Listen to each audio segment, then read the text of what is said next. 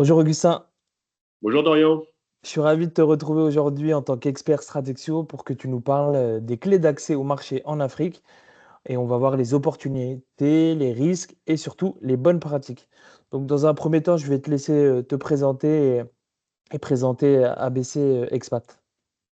Oui, merci Dorian pour l'invitation. Donc, Augustin Bognol, je suis expert chez Stratexio pour le marché africain.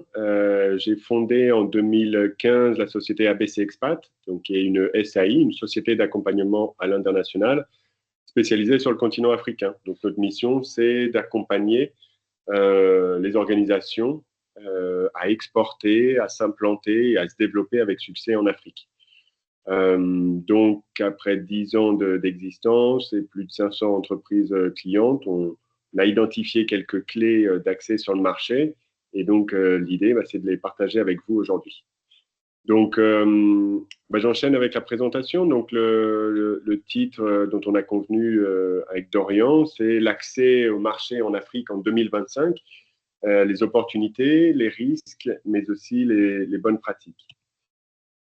Donc, le marché africain, tout d'abord, c'est la Chine de demain. On a tendance à dire c'est la Chine de demain parce que au niveau démographique, il y a une corrélation, euh, il y a une similitude avec l'émergence de la classe moyenne en Afrique, avec ce qu'on a vu en Chine il y a quelques années. Si on prend à titre de comparaison, donc les projections, aujourd'hui l'Afrique c'est 1,5 milliard d'habitants, en Chine ils sont 1,4 milliard. En 2050, les projections sont de 1,5 milliard, 1,6 milliard pour la Chine, tandis que pour l'Afrique, ça serait 2,5 milliards. Donc il y a vraiment une explosion démographique avec 60% de la population qui a moins de 25 ans. Donc l'Afrique, c'est vraiment une population jeune, un taux de natalité très élevé et donc un continent en devenir qui va avoir besoin de consommer, donc de s'habiller, de se loger et de consommer. Donc, voilà, les experts s'accordent à dire que l'Afrique est devenue, même si c'est une ritournelle qu'on entend depuis de nombreuses années, mais est vraiment en train de devenir aujourd'hui le prochain relais de la croissance mondiale.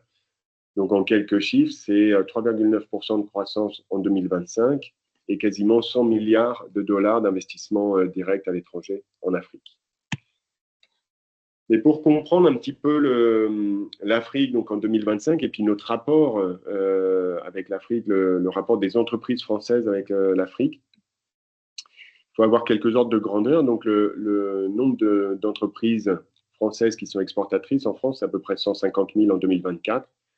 Et on vise un objectif de 200 000 d'ici 2030. L'Afrique, elle représente que 3% du commerce extérieur français. Donc, elle est véritablement anecdotique. Et ça se ressent sur les décisions des grands groupes, dans les priorités, dans la priorisation de ce marché. C'est-à-dire que l'Afrique, elle a toujours été un petit peu déléguée un peu au dernier rang des priorités. Et ce qui fait que beaucoup de groupes ont pris déjà un petit peu de retard ou n'ont pas véritablement de politique sur le continent. En France, 40% de nos exportations françaises vers le continent africain, en fait, elles sont limitées à 4 pays uniquement, qui sont principalement des pays du Maghreb d'ailleurs, alors qu'il y a une véritable différence culturelle entre le Maghreb et ce qu'on appelle l'Afrique subsaharienne. Donc les 4 pays, le Maroc, l'Algérie, la Tunisie et la Côte d'Ivoire, donc qui fait exception. Et la France a un excédent commercial avec l'Afrique d'environ 3 milliards d'euros. Donc, c'est une des rares destinations où notre commerce extérieur, notre balance commerciale est excédentaire. Ce qu'il faut retenir en quelques mots sur l'Afrique, avant de rentrer plus dans le vif du sujet, c'est donc cette forte natalité, la jeunesse du consommateur moyen, une urbanisation rapide, galopante, plus de 50% de la population urbanisée d'ici 2040, et surtout une émergence de classe moyenne. Et ça, c'est vraiment ce qui donne le, le, le coup de départ, je dirais, pour s'intéresser au continent, c'est qu'il y a véritablement une émergence de classe moyenne qu'on voit apparaître sur différentes destinations d'Afrique. Je vous ai mis la carte avec les différents pays pour surtout ne pas oublier qu'on a tendance toujours à parler de l'Afrique. Il ne faut pas oublier que c'est un continent qui est composé de 54 pays et que du coup, parler de l'Afrique, c'est toujours un peu réducteur puisque entre des pays comme le Maroc, Madagascar, le Nigeria, l'Égypte ou la RDC, il va y avoir des facteurs extrêmement différents, il va y avoir des tendances très différentes, des niveaux de développement, d'ouverture, d'industrialisation, etc., qui sont à prendre en compte. OK. J'ai On une le voit petite d'ailleurs. question, Oui, bien sûr. Augustin, une petite question sur ce que tu as dit.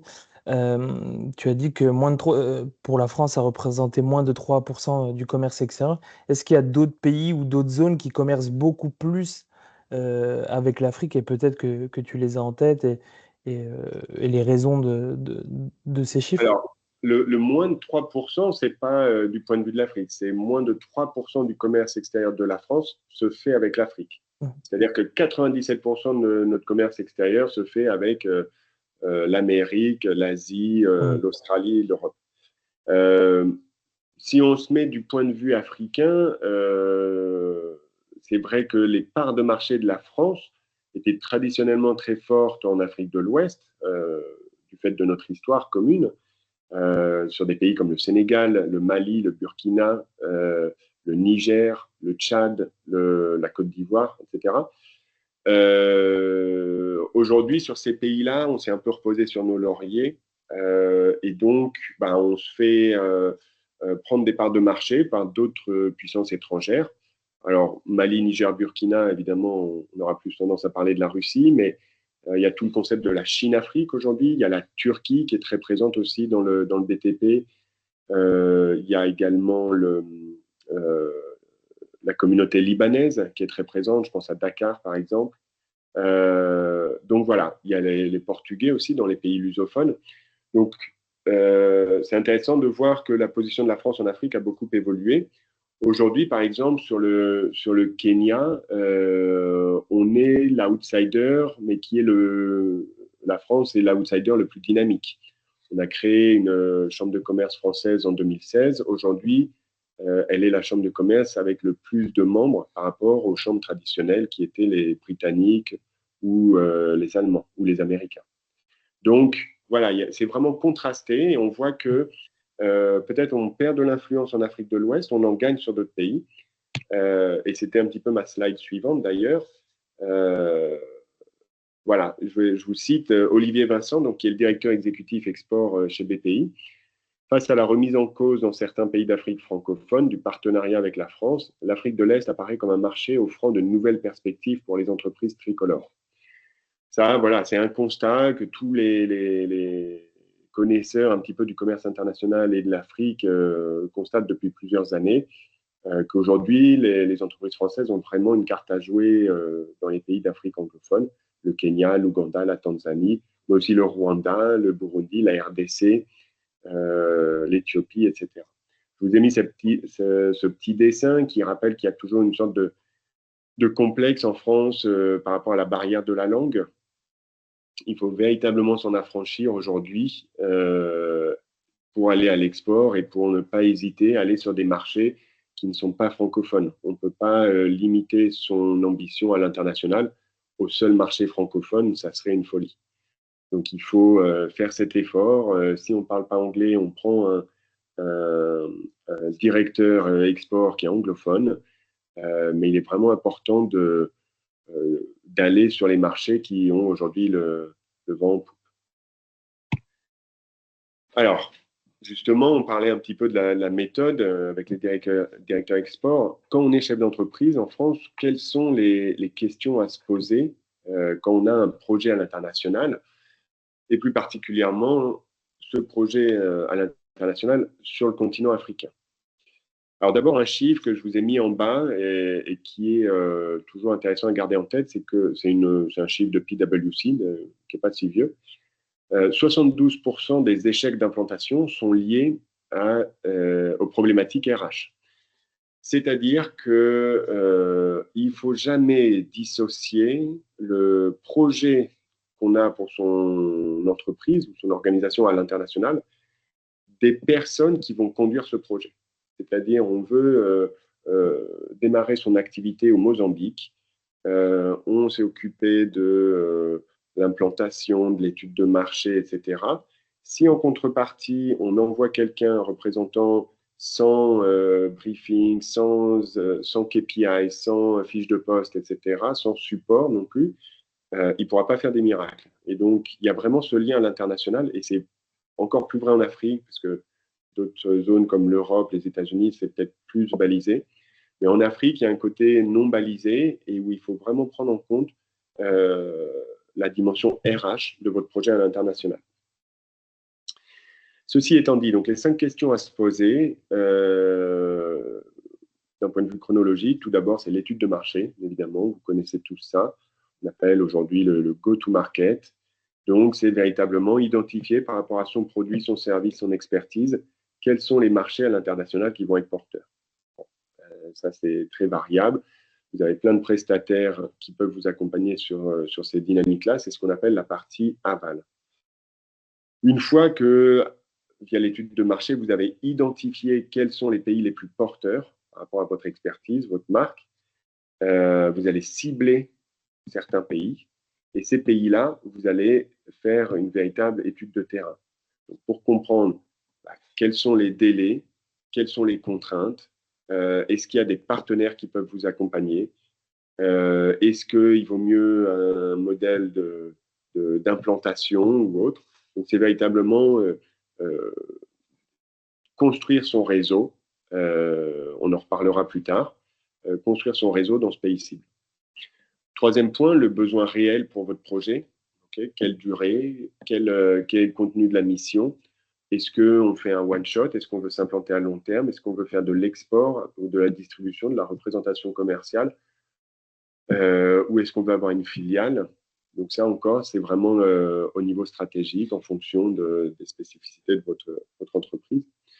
Une fois que vous avez bien calibré ces 3 premières étapes, normalement, vous êtes en mesure de répondre à la question qui est assez essentielle dans notre métier, à savoir le montage. Quel montage vous allez faire? Est-ce que vous voulez une présence à un établissement permanent qui vous permettra d'avoir une filiale sur place, donc avec une meilleure appréhension du terrain, ou est-ce que vous voulez piloter à distance avec seulement un représentant commercial dans un premier temps, avec l'option VIE par exemple? On va rentrer dans le détail des différentes options, mais c'est vraiment ce moment-là où vous choisissez le montage. Et une fois que vous avez choisi le montage, que vous avez identifié le marché, choisi le montage, identifier les partenaires, l'écosystème sur place, et ben là, le 5e point, c'est comment gérer les coûts et le risque. Donc, voilà, combien ça va me coûter, je budgète, je fais mon plan de financement, quels sont les risques inhérents au montage que j'ai choisi, quels sont les risques légaux et juridiques. J'ai pris une filiale, donc ce qui se passe dans le pays reste dans le pays. J'ai pris une succursale, donc la responsabilité de la maison mère peut être engagée, etc., etc. Quand vous avez répondu à ces 5 étapes, on peut dire que la partie amont est finalisée. Et là, vous allez passer vraiment sur la décision d'investissement et passer sur la partie aval de l'accompagnement. Une petite question, Augustin, pour rebondir à ce que au slide d'avant et celui-ci. Tu parlais de l'Afrique de l'Est et notamment du Kenya. Qu'est-ce qui fait, selon toi, d'après ton retour d'expérience hein, avec les entreprises que tu accompagnes, qu'est-ce qui fait de cette zone une zone plus porteuse en Afrique anglophone plutôt que l'Afrique francophone pour les entreprises françaises? Oui, c'est une bonne question. Ça, il faut toujours communiquer énormément dessus, parce que pour nous, c'est une évidence, mais Mhm. pas forcément pour les entreprises. Il y a plusieurs facteurs. D'abord, si on prend le côté un petit peu statistique, voilà, l'OMC a clairement communiqué que l'Afrique de l'Est allait être la région la plus dynamique au monde sur les 15 prochaines années en termes de taux de croissance. Donc il y a vraiment, si tu veux, une évolution du modèle mondial de la Chine, puis le sud-est asiatique. Et aujourd'hui, ça va être le tour de l'Afrique de l'Est. Donc ça, c'est des chiffres récents de l'OMC. Un autre point, c'est on considère toujours, notamment dans les pays en voie de développement, ce concept que le politique précède l'économique. C'est-à-dire qu'il y a toujours besoin d'avoir une stabilité politique pour permettre d'avoir une croissance économique durable. Donc, ça, tous les investisseurs te le confirmeront. On voit qu'en Afrique de l'Ouest, notamment avec la déstabilisation, Mali, Niger, Burkina, ou des pays comme le Cameroun ou comme le Congo-Brazzaville, où on a des gens qui sont installés depuis plus de 30 ans, on voit que le politique est pas vraiment réglé. Donc il y a toujours ce risque qu'il va falloir le régler avant que le pays puisse décoller vraiment. Si on regarde le Kenya aujourd'hui, l'Afrique de l'Est, mais notamment le Kenya qui est un petit peu moteur dans la région, si tu te souviens, il y a 3 ans, aux dernières élections, il y a eu une alternance déjà, comme il y aurait une alternance droite-gauche en France par exemple, qui illustre bien la bonne santé démocratique du pays, la vitalité démocratique du pays. Et je dirais même plus, les élections d'avant, les élections avaient été entachées de soupçons de fraude, etc.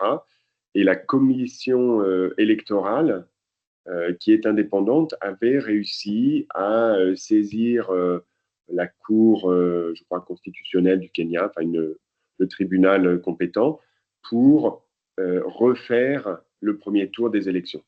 Donc il y a vraiment, si tu veux, des contre-pouvoirs de la société civile qui permettent vraiment d'avoir cette vitalité démocratique au Kenya. Le dernier point que je dirais, c'est, après, ça va être des facteurs vraiment un peu logistiques. Par exemple, le Kenya attire beaucoup d'entreprises aujourd'hui pour installer leur siège régional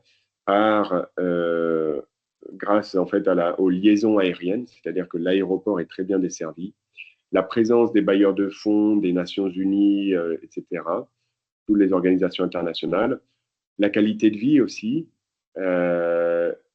l'éducation, le niveau d'éducation des Kenyans, et l'environnement des affaires. Donc aujourd'hui, voilà, l'Afrique de l'Est se démarque vraiment. La Tanzanie est en train de suivre l'exemple kényan et l'Ouganda, avec le projet Total, est également en train de décoller. Ok, bon, super, merci pour tes précisions.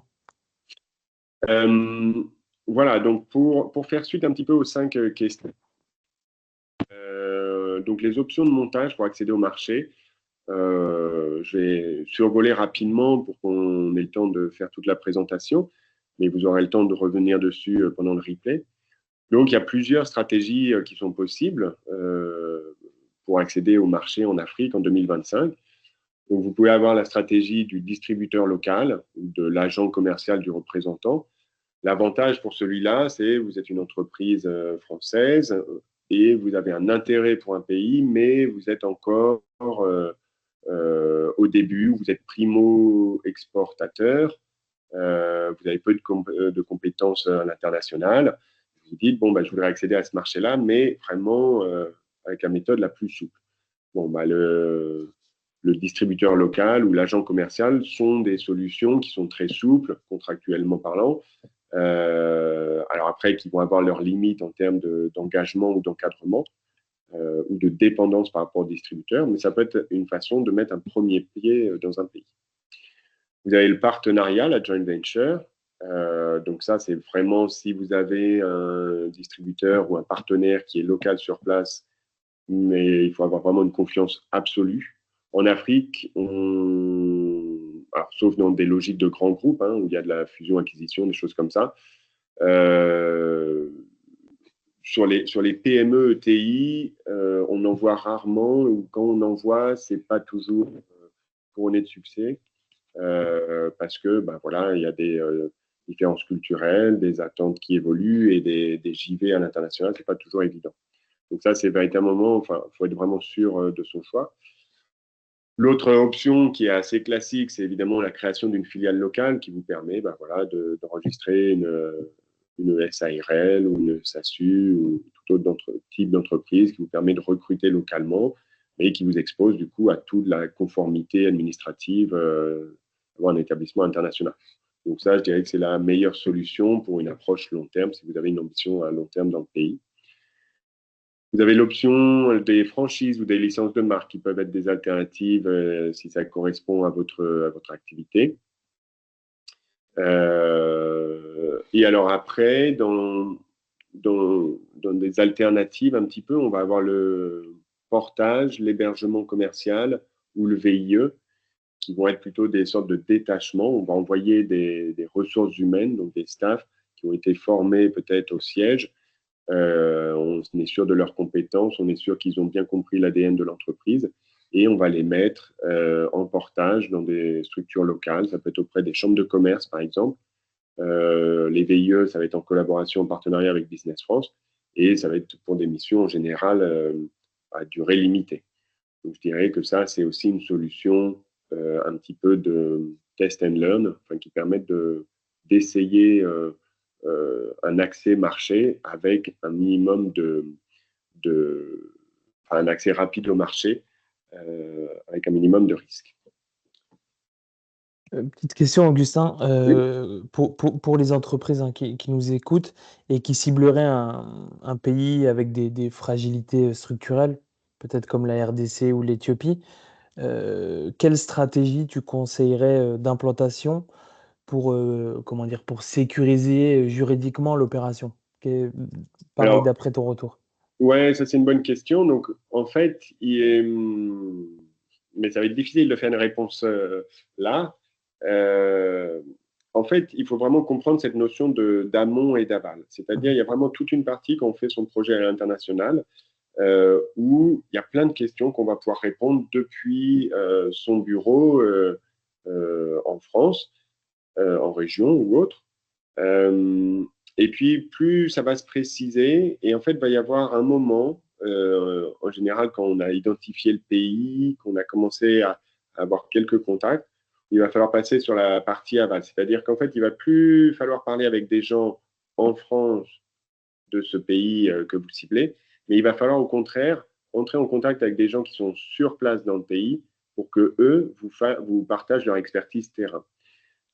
Et typiquement, tu vois, sur ta question, RDC ou Éthiopie, on ne peut pas vraiment faire de généralité parce qu'en fait, chaque pays, d'abord, chaque pays va être différent. En fonction des pays, bah, chaque secteur d'activité, comment dire, des régulations locales peuvent s'appliquer. Tu vois, je prends par exemple le cas du secteur pétrolier ou du secteur minier, qui sont si on veut travailler comme parapétrolier, par exemple, sur un projet pétrolier, et ben, il y a un certain nombre de règles à respecter, etc. Et donc, c'est ça qui décidera du type de structure qu'on enregistre. Si on est,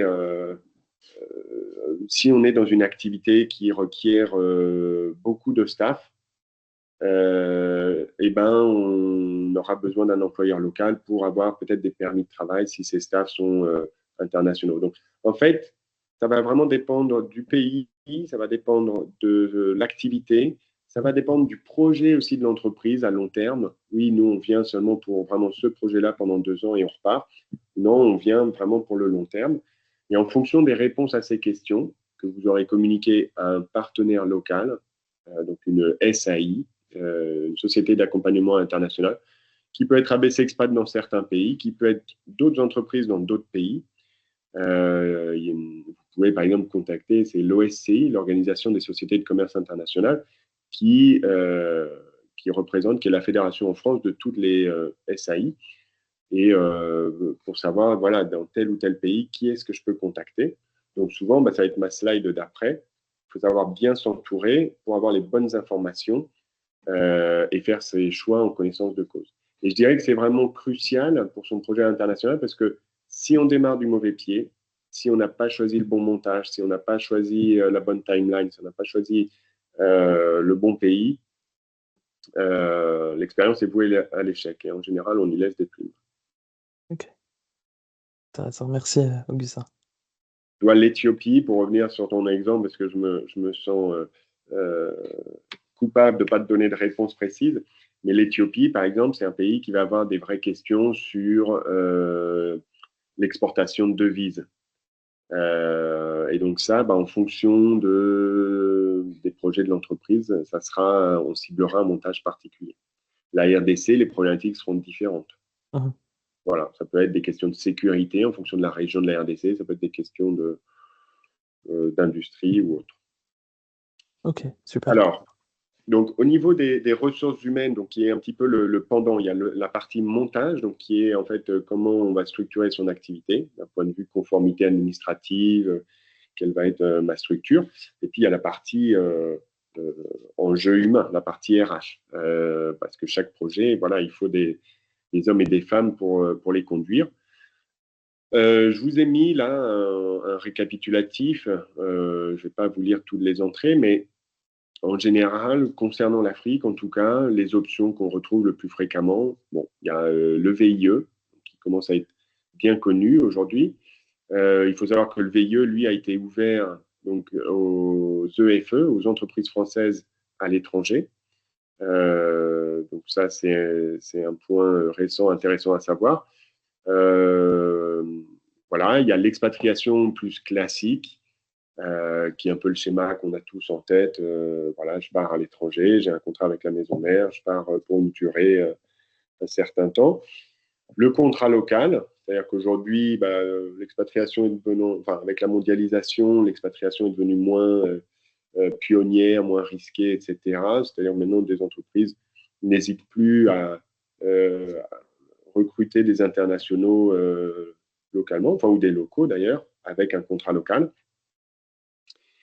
Après, vous avez les solutions comme le portage salarial international, c'est-à-dire, oui, je voudrais envoyer quelqu'un dans tel pays, mais on n'a pas de structure sur place et je ne souhaite pas en ouvrir. Quelles sont mes options?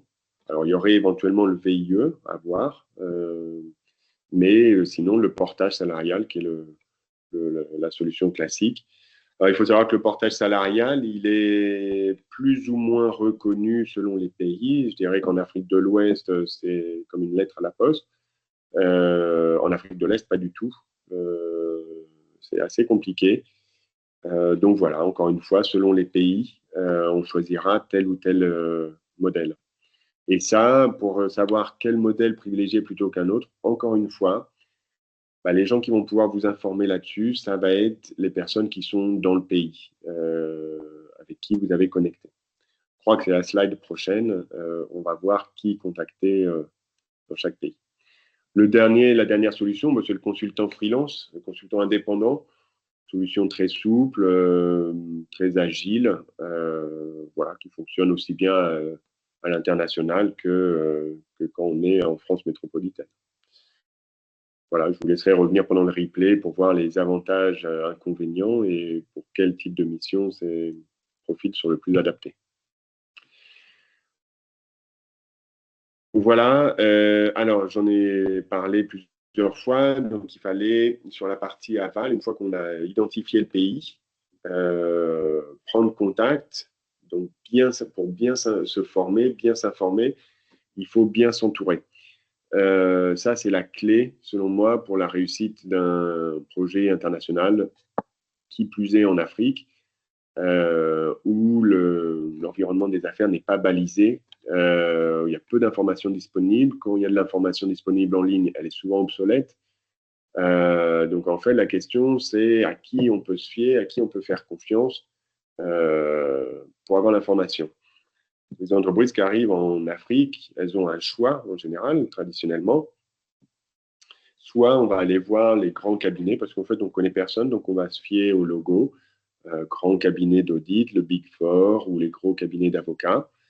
Eux, ils ont des standards en général internationaux, qualité internationale, encore que ça dépend un petit peu des partenaires qui sont dans le pays. Mais ils ont des tarifs qui sont parfois indécents, vraiment très élevés.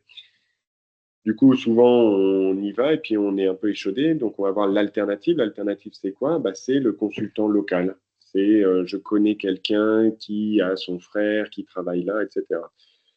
En général, les entreprises sont très fières d'avoir rencontré ce contact local et se disent c'est super parce que personne ne le connaît, mais moi, j'ai le bon plan. ce contact local, ce consultant local, le problème, c'est que souvent, ben, il ne va pas avoir les ressources, la capacité pour des plus gros projets. Donc, il va souvent faire des one-shots, ce qui va être difficile de construire sur le long terme avec lui ou avec eux. L'autre problème, ça va être des questions aussi de transparence, de réactivité, de compétences. Donc voilà, c'est toujours un petit peu du bricolage. L'idée d'ABC Expat, de ma société, mais aussi des SAI en général, c'est de se positionner entre ces deux acteurs et de proposer vraiment une qualité internationale à une tarification locale. Mais voilà, vous avez plusieurs acteurs. Donc, si on commence un petit peu l'entonnoir, le plus connu service public, c'est Business France. Business France, ils font d'excellentes études de marché. Ils supervisent le programme VIE parfaitement. C'est des relais fiables d'information, de mise en relation. C'est vraiment un acteur à connaître quand ils sont présents dans le pays qu'on cible. Les seconds, les chambres de commerce françaises à l'international, donc il n'y en a pas dans tous les pays, mais ils ont un maillage quand même assez important en Afrique.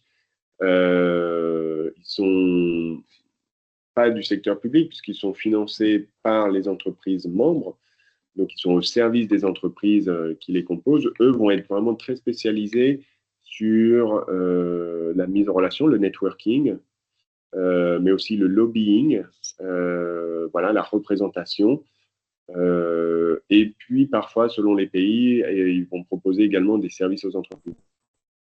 Vous avez les conseillers du commerce extérieur, donc ça c'est sur nomination du ministère des Affaires étrangères, ce sont des représentants des entreprises françaises qui, eux, vont avoir des missions de remontée d'informations ou de soutien du programme VIE, sont des mines d'or en termes d'informations sur le marché. Ils se connaissent tous entre eux, ils se voient régulièrement. Et donc, quand on arrive de l'étranger, c'est des listings qui sont en général publics et disponibles sur Internet, donc vous pouvez les trouver facilement. Et ça peut vraiment aider à faire du réseautage quand on arrive dans un pays. Vous avez les services économiques des ambassades également, qui font de la veille économique, de l'appui institutionnel. Voilà, ça peut être des relais utiles. Et enfin, vous avez les acteurs privés, les SAI, dont je me faisais le porte-parole à l'instant, qui sont, eux, je dirais, dans tout cet écosystème de support de la Team France Export à l'international, sont ceux qui, voilà, c'est des acteurs privés qui vont vraiment mettre la main dans le cambouis, qui vont vous conseiller et qui vont pouvoir faire les choses. Les autres acteurs, pour la plupart, ont plutôt des rôles un peu statutaires, de mise en relation, de coordination. Les service providers, enfin les prestataires de services, c'est eux qui vont enregistrer votre entreprise, c'est eux qui vont faire votre portage salarial, c'est eux qui vont obtenir votre permis de travail, etc., etc. Et donc, ils sont regroupés au sein soit de l'OSCI dont je parlais, soit de la Team France Export également. Voilà, vous pouvez accéder à ces listings, vous pouvez les obtenir auprès de Business France ou autre. Dorian, je m'attaque maintenant au point de vigilance. Très important, ouais. Voilà, donc on a essayé d'identifier avec Dorian et de vous partager quels peuvent être les freins, les difficultés éventuelles quand vous souhaitez accéder à un marché en Afrique. Alors, ça ne vous étonnera pas, mais la complexité administrative, c'est un des freins principaux. Comme je disais, l'information est difficilement accessible en ligne ou souvent obsolète. Quand il y a des procédures en ligne, il faut quand même faire un suivi administratif physique dans les locaux de l'administration locale. Bon, selon les pays, hein, ça varie. Le Rwanda, par exemple, a fait beaucoup de progrès là-dessus, c'est beaucoup digitalisé.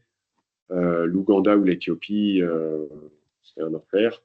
Donc voilà, ça c'est vraiment une des raisons pour lesquelles il faut passer, enfin moi je vous conseille fortement de passer par une société d'accompagnement international locale, parce que c'est elle, l'idée c'est que vous vous concentriez sur votre cœur de métier et d'avoir un partenaire local qui va s'occuper des démarches parce qu'ils seront plus efficaces que vous, ils vous conseilleront et ça sera plus performant.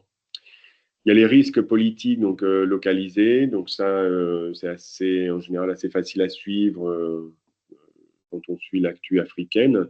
Le Soudan, la RDC et le Rwanda aujourd'hui, la Somalie. Donc ça, il faut toujours voir, il faut toujours anticiper aussi que les élections présidentielles, c'est un petit peu ce qui rythme ces risques politiques. Donc voilà, par exemple, Côte d'Ivoire, élection là à partir du mois d'octobre, je crois, enfin, à la fin de l'année. Bon, toutes les entreprises se mettent un petit peu en pause et attendent de voir que tout se passe bien avant de réinvestir activement. Il y a une sécurité juridique inégale. Bon, ça c'est important à savoir. C'est vrai que l'Afrique, il y a un petit côté Far West. Donc, il faut toujours avoir des contrats clairs, s'assurer qu'ils sont rédigés en droit local, qu'ils sont enforceable, et quelles sont les clauses qui vont s'appliquer en cas d'arbitrage. Pareil, ça ne s'invente pas, ça ne peut pas être rédigé par votre avocat depuis son bureau en France. Ça sera toujours mieux fait si vous passez par des avocats ou des acteurs sur place dans le pays. La corruption, elle est importante, mais j'ai envie de dire, finalement, elle n'est pas plus importante que dans d'autres pays. C'est juste qu'elle est peut-être un peu plus grossière, un peu plus visible. Un point qui est important, effectivement, pour certaines entreprises qui ont une marque protégée, bah, c'est le risque de contrefaçon. On pense tous au basket ou au marché aux vêtements, où se retrouve beaucoup de contrefaçon. Donc ça, c'est notamment dans le retail, hein, c'est des dimensions à prendre en compte. Pour la corruption, moi, mon message, il est de dire, même si parfois on sait qu'avec un billet, ça accélère les choses, c'est vraiment pas la bonne stratégie. Peut-être sur du court terme, mais sur du long terme, vous serez toujours perdant. Parce qu'en fait, une fois qu'une administration a compris que telle entreprise paye, et ben en fait, à chaque prochaine étape, vous devrez payer, et puis de manière de plus en plus rapprochée et de plus en plus élevée. Donc en fait, vous mettez en risque votre activité dès le début. Le fait de passer par un prestataire local permet justement d'éviter ce type de risque, puisque c'est le prestataire qui porte le risque de corruption. Et vous pouvez toujours vous retirer et changer de prestataire. Ça évite les conflits d'intérêts si vous avez des personnes en ressources humaines, en procurement ou autre. Donc, le point suivant, c'est la nécessité d'un accompagnement local. Je pense que j'aurais bien insisté sur le sujet, mais pour moi, l'Afrique, que vous soyez une petite entreprise, une grande entreprise, que vous soyez primo-exportateur, que vous ayez une présence déjà dans 50 pays, que vous soyez dans l'industrie ou dans le retail, ou que vous soyez une ONG même.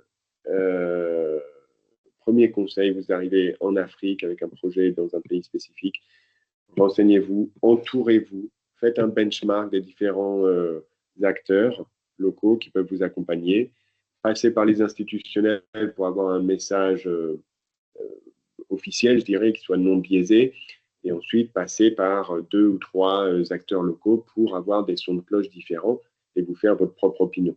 Mais ne partez pas à l'aventure tout seul. Et enfin, la présence physique. Alors, de plus en plus en Afrique, si vous voulez être dans la course, il faut être présent physiquement. Ça devient de plus en plus difficile de piloter des projets, de ce qu'on voyait à une certaine époque.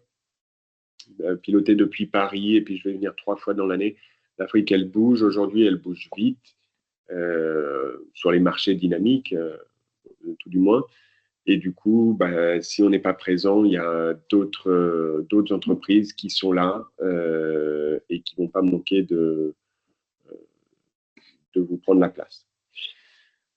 Si je résume en un point, la clé de votre succès en Afrique, c'est le choix des partenaires. Vraiment, prenez le temps de bien sélectionner votre partenaire. Alors, pas nécessairement votre distributeur, mais le partenaire de confiance qui va vous accompagner dans vos choix stratégiques. Ça, c'est vraiment clé aujourd'hui. Et ben voilà, c'est la prochaine slide. Choisir les bons partenaires stratégiques. J'enchaîne, Dorian, ou tu as des questions? Ouais, tu peux enchaîner, j'aurai une question suite à ce slide, je te la poserai après sans problème. Très bien, je crois que c'est la dernière slide, et puis comme ça, après, on pourra voir les questions que tu as. Donc, les conseils clés, voilà, les recommandations. D'abord, donc le marché africain, comme je le disais, tous les pays ne se valent pas, ont leur spécificité. Si vous avez peu de connaissances du marché, que le marché africain vous intéresse au sens large, mais que vous n'avez pas identifié d'angle d'approche ou autre, on aurait tendance à dire aujourd'hui qu'il y a trois marchés qui se démarquent un petit peu. D'abord, il y a le Maroc, qui est une porte d'entrée la plus simple, parce que similitude des textes de loi, de la façon de faire du business, le lien avec la France, la proximité, la langue, la culture, etc. Le dynamisme aussi aujourd'hui, Coupe du Monde, etc. Le nombre, la taille de la communauté d'affaires, de la communauté française au Maroc, des Marocains en France, etc. L'entente diplomatique, tout ça contribue pour dire qu'il y a un momentum aujourd'hui avec le Maroc. Donc, c'est une excellente porte d'entrée. Après, le Maroc, ça reste le Maghreb, c'est pas l'Afrique subsaharienne. Et ça, il y a une vraie nuance. Du coup, souvent, le marché suivant, c'était la Côte d'Ivoire. Ça pouvait être le Sénégal, mais la Côte d'Ivoire est un marché plus profond. Côte d'Ivoire, voilà, profondeur du marché. Donc, c'est des marchés matures qui sont faciles d'accès. La Côte d'Ivoire, comme je le disais tout à l'heure, il y a des élections à la fin de l'année, mais il y a une relative stabilité, donc le pays devrait passer cette étape et continuer sa croissance sans problème. Un troisième pays qui est moins connu en France, mais dont je me fais le porte-parole aujourd'hui, que je connais bien, c'est le Kenya. C'est un pays anglophone, on n'y a pas forcément les mêmes réflexes ou la même histoire. Mais c'est un pays extrêmement dynamique. La France y est très bien perçue. Et j'en veux pour preuve l'agenda politique. Le sommet Afrique-France aura lieu pour la première fois au Kenya en 2026, la première fois en dehors de l'Afrique francophone. Donc c'est vraiment, ça montre ce changement de positionnement de la France en Afrique et un petit peu comment on rebat notre influence, on rebat les cartes. Donc vraiment, le Kenya, je pense, vous accueille, vous attend les bras ouverts. Il ne faut pas laisser passer cette chance. Je me permets de rebondir, Augustin. Donc, effectivement, tu nous parles de ces trois pays, deux que les exportateurs français connaissent plutôt bien, et le Kenya qui est peut-être un peu moins connu. Est-ce que tu as en tête d'autres pays qu'on pourrait considérer, entre guillemets, comme des pépites à venir dans les 3 à 5 ans? Est-ce que tu as des pays qui te viennent en tête comme ça? Eh bien, ça, c'est vraiment les pays, oui, porte d'entrée sur l'Afrique, je dirais. Après, les pays traditionnels, il y avait le Nigeria et l'Afrique du Sud qui sont les locomotives du continent, mais c'est un peu compliqué politiquement pour l'Afrique du Sud et c'est un peu compliqué en termes de monnaie pour le Nigeria aujourd'hui. Donc d'autres pays qui fonctionnent bien. Alors il y a la RDC qui est très prometteuse parce que c'est un marché qui est colossal, qui est à la croisée entre l'Afrique de l'Est et l'Afrique de l'Ouest. Ils ont rejoint la East African Community, donc l'Afrique de l'Est, mais en étant un pays francophone. Donc ça va être très intéressant à voir. Ils ont aujourd'hui, ils devaient être tête d'affiche sur plusieurs salons, notamment Afritel qui avait lieu le mois dernier. Mais avec le conflit avec le Rwanda, ça a un petit peu cassé la dynamique et c'est dommage. Je crois que l'affaire a été résolue à Washington la semaine dernière. Bon, il faut voir un petit peu l'évolution. Donc la RDC, bon, il y a le Madagascar cette année qui a un tempo avec la France, avec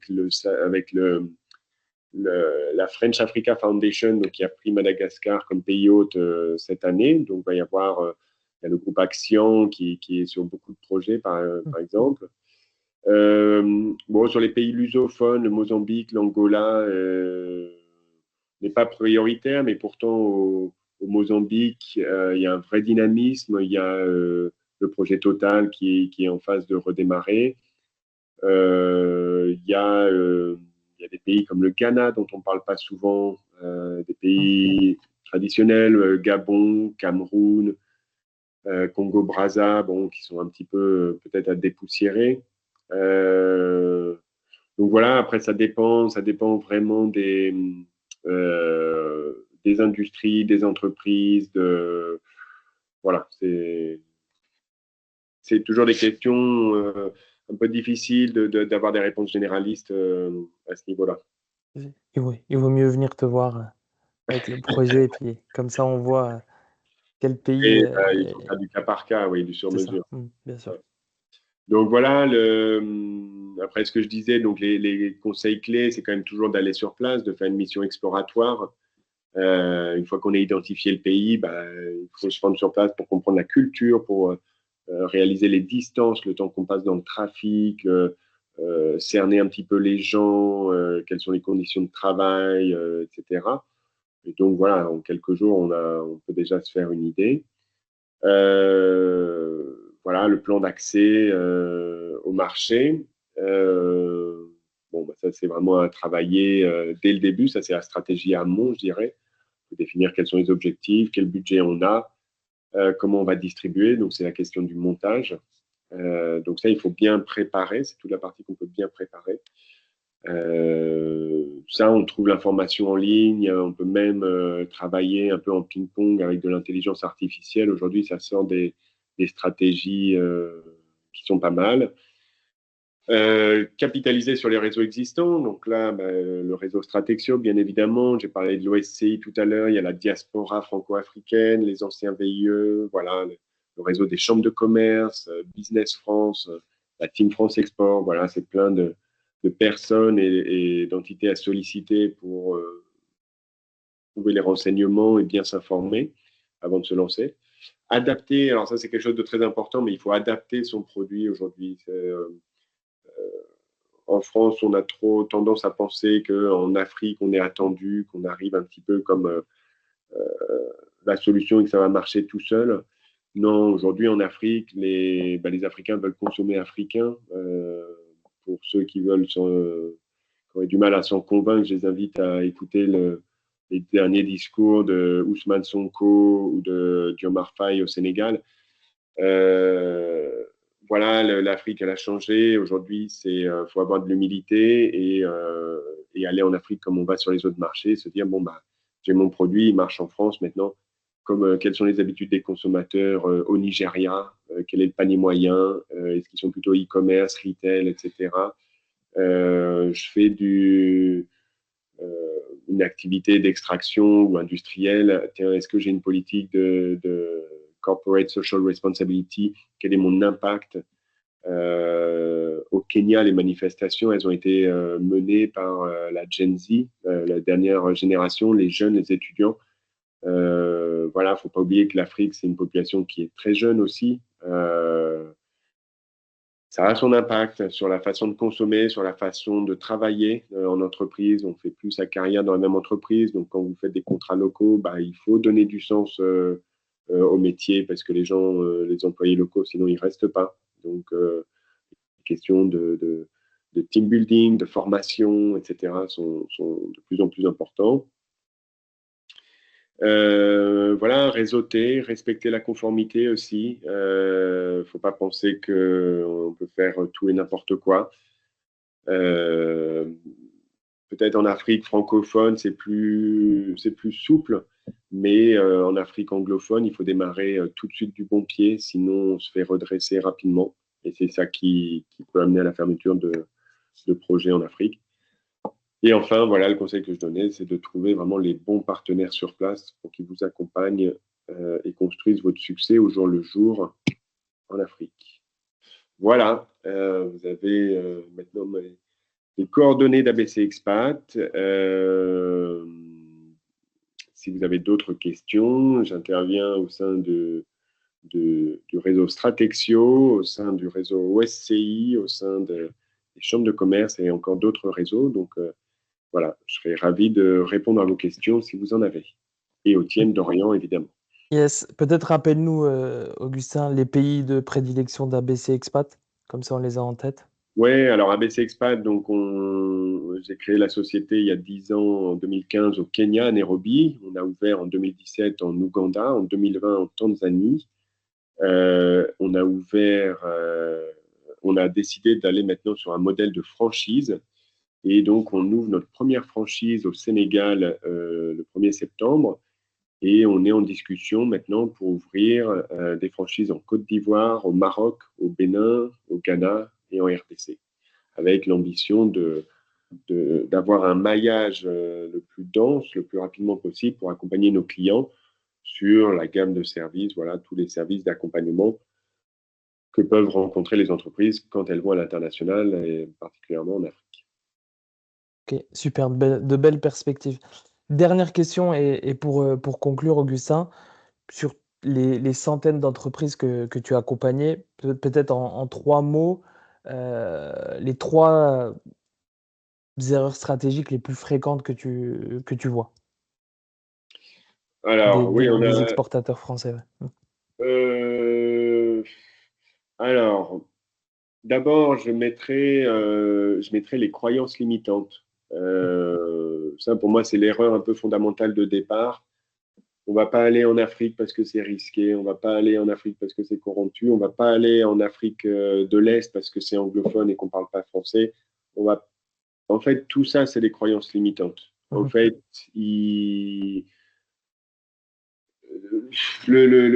moi, j'ai démarré ma carrière là-bas. J'ai travaillé aussi en Chine et en Australie et en Europe.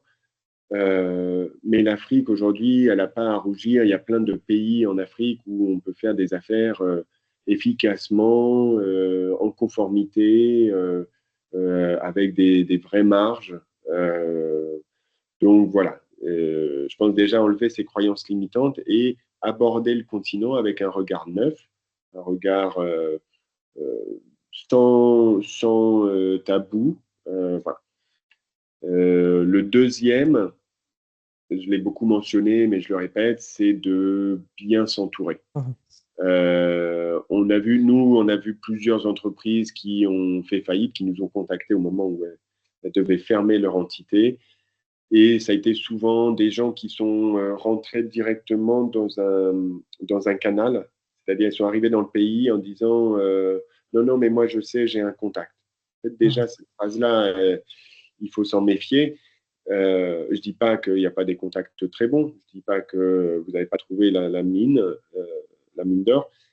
Ce que je dis, c'est que quel que soit votre contact, il ne faut jamais dépendre, encore plus en Afrique, d'une seule source d'information. Sinon, vous êtes complètement dépendant, vous avez un filtre devant les yeux, vous ne savez pas le vrai du faux. Quand c'est vrai, tant mieux, mais parfois, ça peut tourner au vinaigre. Donc, la manière de se prémunir, c'est de benchmarker, c'est-à-dire il y a une Team France Export qui est présente. On a de la chance d'avoir ce soutien-là, des acteurs publics, des acteurs privés. Il faut s'en servir. Avant d'aller dans le pays, il faut les solliciter. Et puis, il faut aller voir les différents acteurs dont c'est le métier euh, et en prendre plusieurs pour avoir une notion de prix, une notion de quelles sont les choses à faire et à ne pas faire. Et à partir de là, garder la décision. Donc, je dirais que ça, c'est la deuxième erreur fréquente qu'on voit. Et la troisième erreur, je mettrais dans le même sac, je dirais, un manque de préparation et un manque de conformité. Ok. C'est-à-dire un peu le côté de oui, oui, on a lancé le projet dans tel pays, et puis bon, maintenant, oui, on pilote ça de loin, et puis Bernard, il va se débrouiller, et machin. Et en fait, souvent, on voit des projets qui plantent parce que la conformité est pilotée depuis la maison mère, donc les personnes n'ont aucune notion ou conscience des obligations locales. Parce que peut-être on se dit qu'on est à l'aise à naviguer dans les eaux grises par choix, par défaut, par ignorance ou autre, mais dans les faits, bah, quand on navigue dans les eaux grises, ça limite quand même les marges de manœuvre. Et enfin, parce que si on est mal préparé, bah, le staff qui est sur place, il n'a pas une vision claire, on ne sait pas où on va. La distance, ça facilite pas la communication. Et donc, bah, c'est souvent ce qui peut créer de la démotivation ou qu'un projet plante sur place. Donc, bien préparer son projet, se dire que bah, on y va avec des règles claires, un objectif précis, on est bien accompagné et en avant Guingamp. C'est une belle conclusion. Oui, Ah bah, super. Eh ben, merci beaucoup, Augustin, pour toutes ces infos et précisions et retours d'expérience. Effectivement, de belles opportunités à saisir sur le continent africain et j'invite les entreprises exportatrices et les dirigeants qui souhaitent être accompagnés de la meilleure des manières sur un déploiement en Afrique de prendre attache avec toi directement. Donc voilà, il me reste encore à te remercier une nouvelle fois et on va clôturer cette super vidéo et merci beaucoup pour tes conseils précieux pour nos dirigeants exportateurs. merci beaucoup, Dorian, et à très vite. À très vite.